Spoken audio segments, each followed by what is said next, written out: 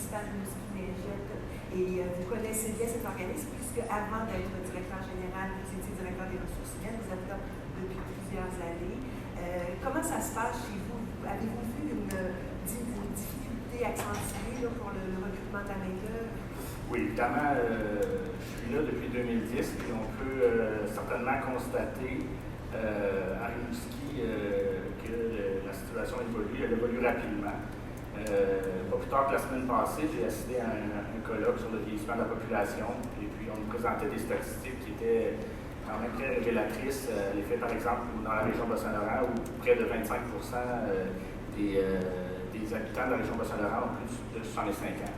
Ce qui fait que dans nos opérations, dans les façons dont on a à opérer nos organismes, on doit trouver des solutions novatrices.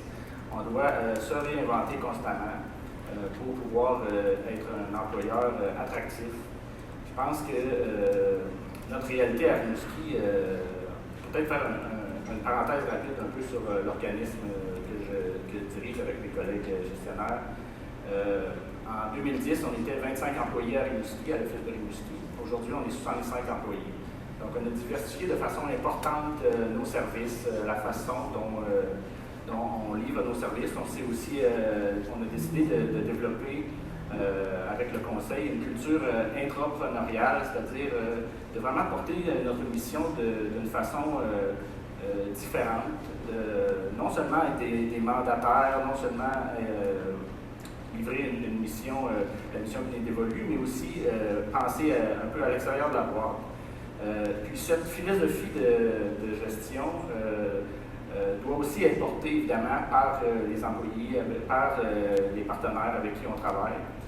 Puis je pense que, sans vouloir dire que c'est le seul élément, cette philosophie-là fait que les gens qui travaillent pour nous portent cette mission-là à dire comment on peut en faire plus. Puis ça, c'est essentiel. En fait, je pense que c'est le cœur de notre stratégie de rétention personnelle. Donc, vous appelez ça intrapreneurial. Exactement. 65 employés, c'est 1200 logements que vous gérez partout dans la région. C'est 1200 logements sur le territoire de la MRC, incluant le programme PSL. OK, parfait. Madame Robichaud, vous êtes, je vais reprendre mes notes, directrice des relations du travail à l'Association des professionnels de la construction et de l'habitation du Québec. Vous travaillez depuis 16 ans dans le milieu de la construction, toujours à des postes en lien avec les relations de travail. J'ai perçu que vous étiez une passionnée des relations de travail. Votre secteur, on dit que c'est un secteur qui est fortement touché par la pénurie de main-d'œuvre. Parlez-nous de votre réalité. Dans un premier temps, je vais vous décrire notre milieu. Notre industrie comporte 4 secteurs d'activité qui regroupent 165 000 salariés, dont 60 000 dans le secteur résidentiel. C'est une hausse de 5 en 2018 par rapport à 2017. L'industrie de la construction s'est encadrée par la loi, une loi R20. Et il y a plusieurs règlements qui en découlent, dont, entre autres, un règlement sur l'accès à l'industrie, un autre sur la définition des métiers. Chaque métier comporte une liste de tâches permises à l'intérieur d'un règlement. Et puis aussi un règlement sur la mobilité de la main-d'œuvre. Il y en a plusieurs autres que je ne vais pas vous nommer. Et aussi, on a 4 conventions collectives dans l'industrie. En 2018, il y a eu 163 millions d'heures travaillées, 30,9 millions dans le secteur résidentiel. C'est une hausse de 10 par rapport à 2017. Et on prévoit terminer l'année 2019 avec 180 millions d'heures. Donc, un milieu très réglementé. Absolument. En croissance, on dit le besoin absolument, en croissance. oui. Et les corps de métier, tous les corps de métier sont touchés par son demande? Presque tous. Puis aussi, je vais vous préciser que la PCHQ, nous sommes l'agent patronal unique pour le secteur résidentiel. Donc, on maîtrise bien ce qui se passe dans les 4 secteurs, mais nous, on représente le secteur résidentiel de l'industrie. Puis, si vous nous demandez au niveau des quel métier, dans quel métier c'est plus difficile difficile de recruter des gens. Je vous dirais aussi qu'il faut savoir que dans le secteur résidentiel, il y a 52% des heures déclarées qui le sont pour les charpentiers menuisiers. Alors, assurément, il manque des charpentiers menuisiers, il manque quelques autres métiers. Je pense qu'on a un tableau à l'écran. Au niveau provincial, il nous manque beaucoup de couvreurs. Il manque des manœuvres. Si on y va par région, je vous dirais, dans la région de Québec, il manque des bricteurs maçons. Charpentiers-menuisiers, Montréal, Outaouais sont fortement touchés.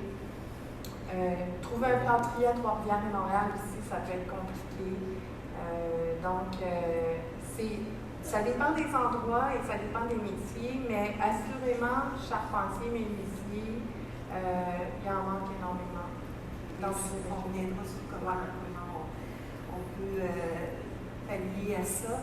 Monsieur Ambroise Henry, vous êtes, je vais vous présenter avant, donc directeur général du GRT Gaspésie, qui est en Gaspésie-les-Îles. Vous êtes donc quotidiennement au cœur des enjeux de main-d'œuvre chez vous en Gaspésie, mais vous réfléchissez aussi, vous travaillez à mettre en place des stratégies au niveau de la province à titre d'administrateur de l'Association des groupes de ressources techniques du Québec, c'est ça. Et vous m'avez déjà dit au téléphone, ça m'a marqué, que vous étiez maintenant en mode recrutement 24 heures sur 24, ou presque, que vous n'attendiez plus les périodes d'affichage, dans le fond, pour repérer des bons candidats. C'est vrai, ça, c'est... C'est vrai, ça démontre l'évolution du contexte au niveau des ressources humaines, au niveau du recrutement. Quand j'ai dit ça, c'est parce que j'ai perdu mon temps dans 1, 2, 3 appels d'offres d'emploi qui duraient tel temps, puis il fallait attendre à la limite. Donc, on a quitté ce mode-là et on est plus dans un mode, quand on embauche, nous embauchons. Première personne, quel profil qui répond à ce qu'on recherche, on l'embauche sur le champ. Alors, en dehors de ça, on est aussi en recrutement éventuel, donc dans des rencontres. On rencontre des gens qui sont intéressants, qui pourraient nous amener des compétences additionnelles à notre organisation. Alors, c'est un petit peu un virage là, vers le recrutement continu. On fait partie du groupe de l'Association des GRT du Québec, donc qui regroupe 25 GRT. On a fait un sondage cet été à savoir quelle était la situation. On compte environ 250, bon an, mal an, 250 employés à travers le Québec dans les GRT. Et comme on est du monde optimiste, avec l'accélération de la livraison des unités, comme Mme la ministre le disait tout à l'heure, et éventuellement, très bientôt, une nouvelle programmation Axologie, on a posé la question aux GRT et les GRT nous ont dit on a des besoins de main-d'œuvre pour à peu près une centaine d'emplois à travers le Québec. On a besoin de recruter, à la fois pour ça, mais à la fois aussi en situation de relève. Il faut comprendre que les GRT existent depuis les années 70.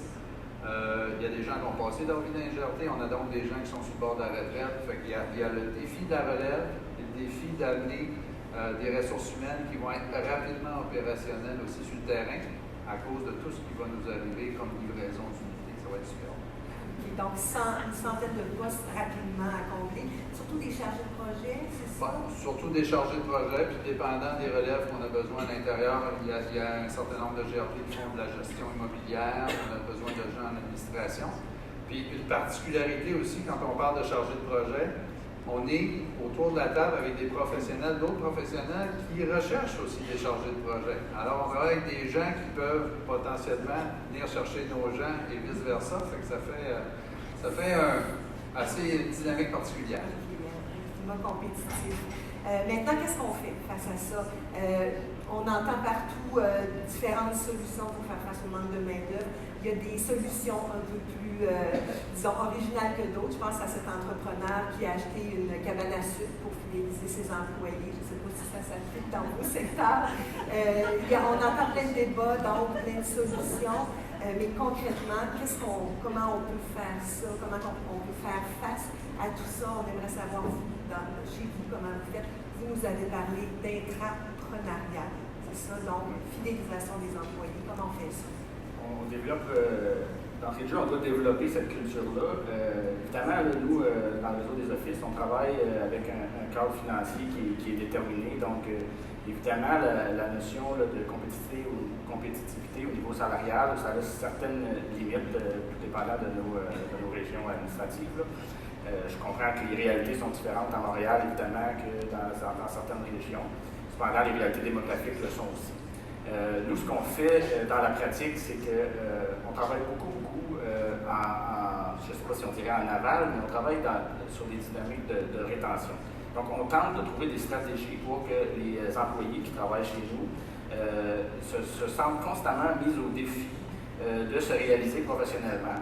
Donc, on va donner des opportunités à l'ensemble des employés, qu'on parle des gestionnaire ou qu'on parle des employés col bleu sur le terrain, à se réaliser professionnellement. Donc, évidemment, ça va passer par un plan de formation qui va être défini pour chacun des employés. Les employés vont être rencontrés régulièrement pour évoluer au sein de leur emploi, mais aussi pour se réinventer. On va promouvoir auprès de nos employés de constamment mettre à défi les interlocuteurs avec lesquels ils vont travailler. Si on pense aux gens avec qui on travaille au niveau technique, quand je dis mettre à défi les partenaires, c'est de toujours vouloir se positionner dans des dynamiques où est-ce qu'on va pouvoir évoluer comme organisation.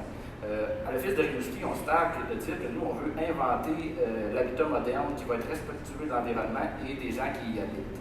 Ça sous-entend, tantôt d'entrée de jeu, je pense que dans le discours de Mme la ministre, on mentionnait que le réseau de l'habitation a aussi la responsabilité d'être en première ligne en matière d'innovation et je pense que c'est très stratégique comme gestionnaire de fonds publics d'avoir cette vision-là, de dire on n'a pas à être à la remorque de l'industrie privée. On peut se donner le mandat aussi d'être architecte pour réinventer la façon dont on s'occupe, par exemple, du patrimoine immobilier basé au Québec. Mais comment concrètement, qu'est-ce que vous faites avec une travailleuse sociale chez vous pour changer, qu'elle se réalise, comme vous dites, pleinement? Bien, concrètement, par exemple, pour les gens en développement communautaire, on a eu, en tout cas, moi je vais vous parler de la réalité à Rimouski, on a eu à se positionner sur l'échiquier local, régional, en matière de soutien communautaire. Je pense qu'il y a 10 ans ou il y a 15 ans, on n'était pas où est-ce qu'on est aujourd'hui. Donc, ça se fait par le biais de partenariats, ça se fait par le biais de projets. Je pense à la mesure 12, où est-ce que nous, à Rimouski, on profite de la mesure 12, où on a établi un partenariat concret de livraison de services pour des gens qui étaient éloignés du milieu de l'emploi, des gens qui habitent dans nos logements. Ce projet-là a débuté il y a 2 ans. On a eu la subvention l'année passée et cette année, ce projet-là a fait des petits, c'est-à-dire que l'organisme ou le projet qui, à l'origine, desservait seulement l'office, a maintenant des clients à l'extérieur du réseau de l'habitation communautaire, notamment dans certains propriétaires privés en matière de déneigement manuel l'hiver. C'est un exemple concret où est-ce que, de par l'initiative que l'office a pris, on a mis des gens en action, on a réalisé un projet puis ça, mais c'est le fruit du travail de notre agent de développement communautaire qui a eu l'initiative d'approcher des partenaires stratégiques dans les communautés. Notamment cet été, on a eu j'exclus la personne qui parle, mais ce projet-là a eu des contrats avec la commission scolaire pour la tombe de pelouse. Donc, ce projet-là est allé en appel d'offres public, a participé à un appel d'offres public pour avoir des contrats en matière de tombe de pelouse pour certaines écoles dans la commission scolaire. Donc, je pense que c'est par le biais de ces partenariats-là, puis ces initiatives-là, que les gens qui travaillent chez nous sentent qu'ils font une différence dans le milieu dans lequel ils habitent. Donc, faire des maillages avec les partenaires. Madame Robichaud, chez vous, je sais que vous espérez, vous l'avez dit, c'est très encadré, vous espérez demander des modifications réglementaires, mais vous ne restez pas les bras croisés en attendant les changements. Qu'est-ce que vous faites? Bien, en fait, nous, on a un volet court terme, moyen terme et long terme. On a diversifié nos actions. Puis, en février dernier de cette année, on a déposé un mémoire qui contenait 5 recommandations de modification réglementaire. Puisque nous, on est encadré par une loi et des règlements, on est allé avec des recommandations. Entre autres, les recommandations, on en a fait 5 recommandations, dont une, favoriser la mobilité des travailleurs lorsqu'il y a des sinistres liés aux conditions climatiques. Je pense que déjà ce matin, on a 2 personnes, Mme Marcoux et Mme la ministre, qui en ont parlé.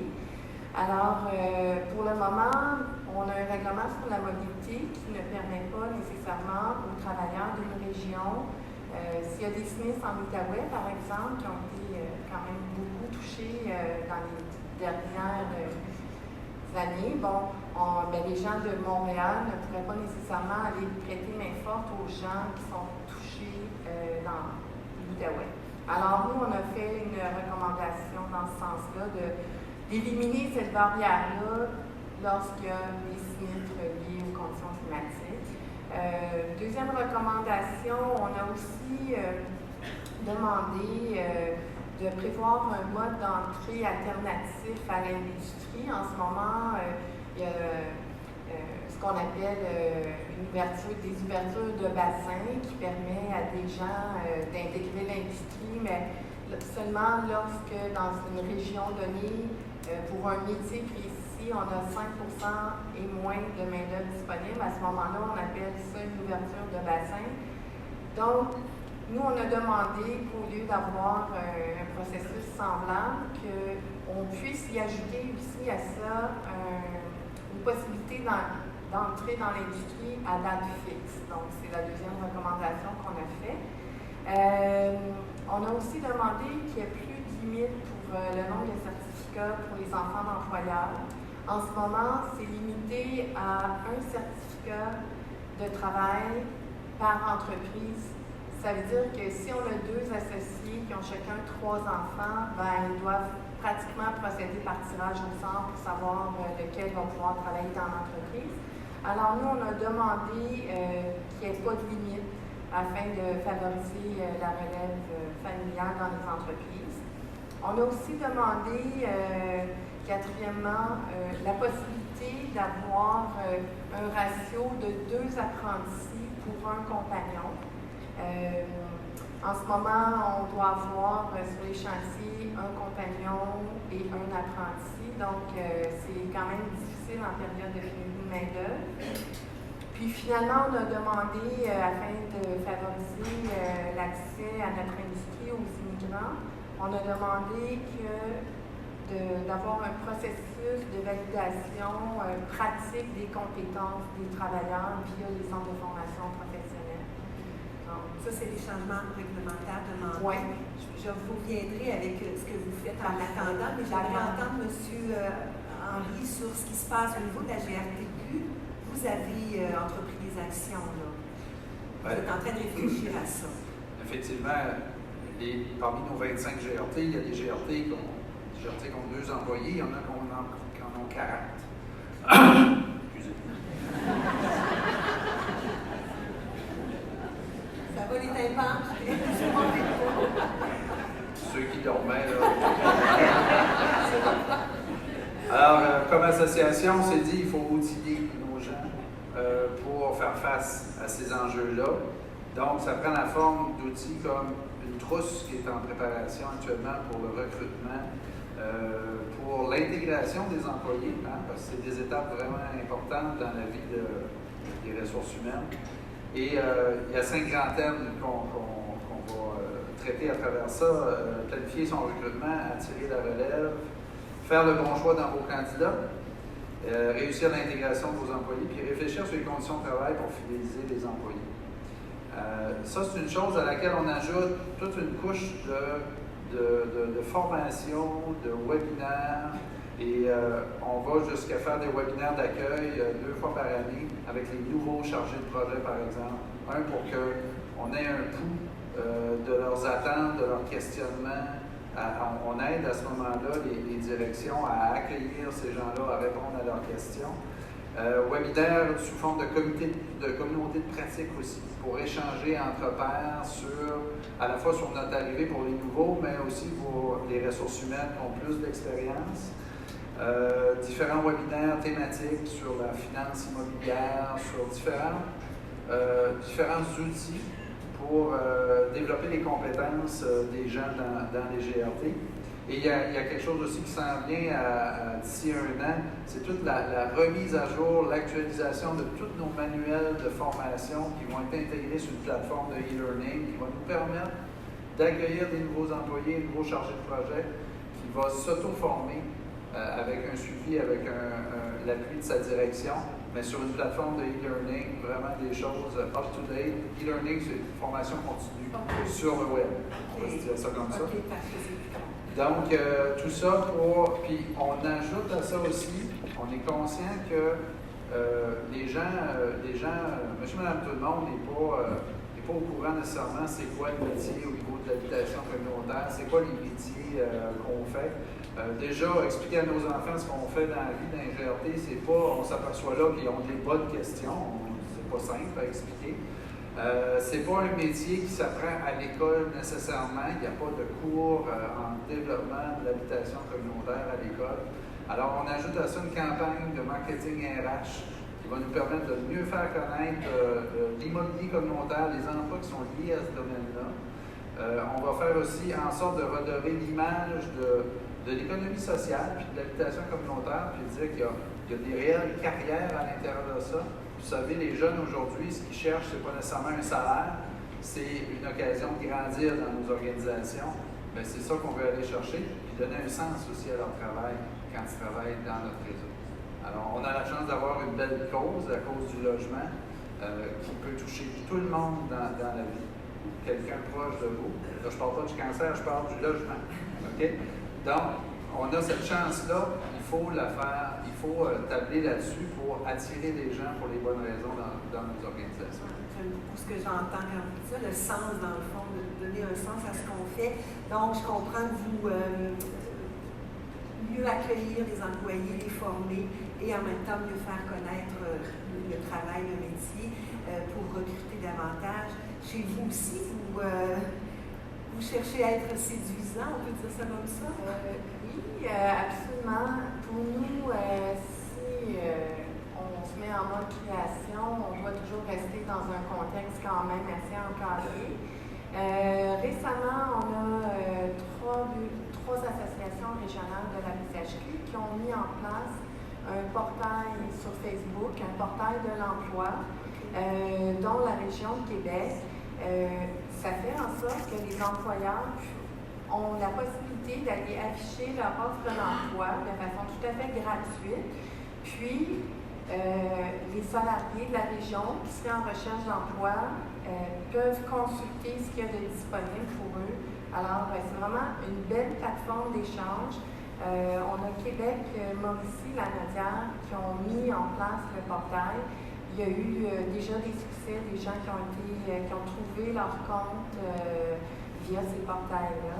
Donc, utiliser les médias sociaux, vous l'avez dit. On a affaire aussi à des jeunes qu'on veut recruter, donc aller où ils sont sur les médias sociaux. Okay. On a aussi récemment, dans le cadre de notre congrès annuel qui avait lieu aussi à Québec, on a provoqué une rencontre entre les orienteurs du réseau scolaire secondaire et les gens des centres de formation professionnelle. Et on s'est dit, on va essayer d'influencer les influenceurs pour que les orienteurs, lorsque vient le moment de conseiller les jeunes qui sont en recherche de carrière, ben, on a dit on va les convaincre que notre industrie, c'est une belle industrie. Alors, on a provoqué cette rencontre-là. On avait des gens, des capsules d'employeurs à succès, si on veut, qui avaient démarré leur entreprise finalement au départ parce qu'ils ont fait un DEP dans l'industrie de la construction. Fait qu'on s'est dit, si on montre aux gens à quel point tu peux devenir un homme d'affaires puis réussir à bâtir une belle entreprise, ben, on s'est dit, on va convaincre les influenceurs. Alors, ça a donné place à des beaux échanges. C'est sûr que là, on parle de moyen terme, mais entre autres, oui, se faire connaître. Ouais. Chez vous, je pense que ça va quand même bien de votre côté. Là. Vous êtes un employeur réputé, on pourrait dire ça comme ça? Oui, dans notre communauté, je pense que l'image publique qu'on projette est positive. mais j'insisterai un peu sur un élément là, que les deux collègues viennent de nommer, c'est au niveau des communications. Je pense que c'est très important pour assurer un contexte, un cadre de travail où les gens se sentent réellement partie prenante à la réussite de l'entreprise. D'assurer d'établir des mécanismes de communication qui sont, je dirais, asymétriques ou transversales. Évidemment, là, comme dans plusieurs organisations, on tient des rencontres de groupes hebdomadaires au sein de nos équipes pour partager les sujets d'actualité, les sujets du jour. Mais aussi, on a mis en place des plateformes, notamment des plateformes numériques de médias sociaux spécifiques à des groupes de travail, pour ne pas le nommer Workplace, qui est comme un équivalent Facebook, mais pour un milieu de travail. Où est-ce que, essentiellement, n'importe quel employé, parce que de facto, tous les employés sont membres de ces groupes-là, avec l'architecture qu'on connaît de Facebook, il peut y avoir des sous-groupes, des choses comme ça, mais où est-ce que ça permet à n'importe quel employé de participer à la discussion plus large de comment est-ce que le logement social, quelle place occupe le logement social, le logement communautaire au sein de notre société, plus grand que notre territoire MRC. Donc régulièrement, un samedi matin, je vais me lever, puis il va y avoir un employé qui va partager un article de la presse sur une thématique X, et puis c'est une plateforme où les gens peuvent choisir de participer ou non à une discussion. Est-ce que vous faites une modération, une animation, ou non, ça se fait naturellement? Ouais. Essentiellement, au sein de notre groupe, on n'a pas à modérer les propos, c'est ce qu'on veut promouvoir, c'est le partage d'informations, le partage pour que les gens puissent se positionner, puissent participer à la discussion. Donc, et ça, j'insiste là-dessus, ça se fait sans distinction sur le poste occupé au sein de l'organisation. Puis, ce qu'on a constaté au courant des années, mais il y a des gens qui peut-être un peu plus les plus jeunes générations, mais eux souhaitent participer à la discussion. Donc, je pense à un préposé à l'entretien qu'on a embauché l'année passée, on va dire de moins de 30 ans, qui est très actif sur cette plateforme-là, parce que cette personne-là sent que son travail, mais c'est pas juste de faire de l'entretien technique dans le bâtiment, mais c'est aussi de participer à la mise à jour de notre mission. Puis ça, mais ça passe par des discussions ouvertes sur qu'est-ce qu'on fait en matière d'habitation à Rimouski, mais qu'est-ce qui se fait ailleurs au Québec aussi. Donc, vos employés se sentent concernés, impliqués et restent avec vous plus longtemps. En terminant, si je vous demandais justement quel est le secret que vous aimeriez partager, l'élément le plus important à votre avis pour faire face à ce qui s'en vient au cours des prochaines années, là, dans chacune des volets. Je ne partagerai pas tous mes secrets. Non, c'est ça. Écoutez, juste une chose, c'est quand je disais la cause qu'on a, les employés qu'on engage aujourd'hui, c'est des gens qu'on sent qui sont touchés au cœur. C'est pas une question de salaire, c'est pas une question de vacances, c'est une question d'être là pour les bonnes raisons, puis d'être là pour la clientèle. Notre finalité, c'est de donner du logement aux gens qui en ont besoin. Et moi, j'ai beaucoup aimé le rendez-vous de l'an dernier pour ça. Vous avez mis en avant ces gens-là, mais c'est pour ça qu'on travaille. Puis moi, quand une de ces personnes-là regarde yeux dans les yeux un nouvel employé chez nous qui dit « T'as changé ma vie », j'ai pas besoin de rajouter des conditions de travail à ça. Mais on a des bonnes conditions de travail quand même. C'est ce que j'allais dire, la flexibilité, par exemple, ça c'est quelque chose chez vous à l'Office d'habitation Rimouski-Lingette, c'est un avantage. On a à s'adapter. Je vous introduis avec qui on travaille. Je pense que la dynamique a vraiment changé par rapport à 20 ans. C'est nous qui avons à s'adapter aux besoins de nos employés. Évidemment, les grandes thématiques, conciliation, travail, famille et compagnie, là, mais c'est à nous à bien s'adapter dans la mesure où est-ce qu'on remplit notre mission, on atteint nos objectifs. Moi, je vous dirais que sur les 65 employés, il y en a au moins la moitié qui ont des horaires particuliers au niveau de l'aménagement. Puis les gens font ça, c'est des demandes qui adressent, évidemment, c'est un contexte syndiqué, là, il y a des notions de relations patronales syndicales là-dedans, mais on a à s'adapter aux besoins de nos gens pour demeurer attractifs, effectivement. Je vous laisse le mot de la fin. Comment on fait dans un milieu réglementé comme le vôtre pour être flexible? En fait, nous, on pense que c'est important pour les employeurs d'être créatifs pour se démarquer, étant donné que les conditions de travail sont négociées, tout le monde a les mêmes conditions.